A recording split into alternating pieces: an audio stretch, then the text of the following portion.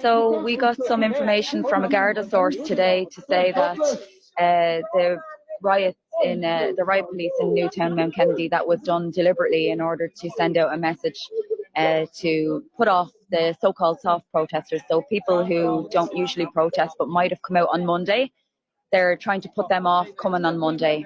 And we've been told that the Gardaí have been instructed to take a more robust approach to protesters in future. I was wondering why they were discussing all this on the TV so openly, that the Guards had been so violent with the protesters, and it all makes sense now because they want to send out that message, don't come out and protest. And they're afraid of civil unrest. They're absolutely terrified of it. They have 2 water cannons up in Kilcool in an industrial estate in Wicklow for Monday, and they've moved all the men from Mount Street up to Crooksling in advance of the protest.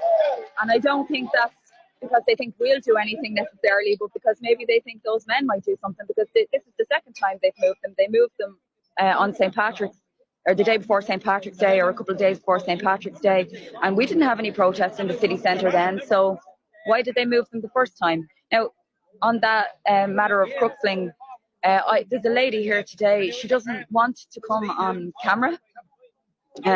She can't come on camera because she actually works up in Crooksling, in the centre up there, and she was telling me that she's been abused in the course of her work. She gets called a whore. You will serve me my food at this time, you whore, this and that. And she's not allowed, none of the female staff are allowed to go to the toilet without the supervision of a male security guard for their own safety. She said the spread of food that they lay on is fantastic, the facilities are fantastic. The women in Tala here as well, by the way, they have to go into the social welfare office when they're looking for work or whatever. They're not allowed to bring anyone with them. They have to come on their own for interviews and stuff like that. Can't bring their children, can't bring a spouse, anybody. And that's in St. John's building, where they're proposing putting, reportedly up to 3,000 people here, 3,000 men. So I don't know.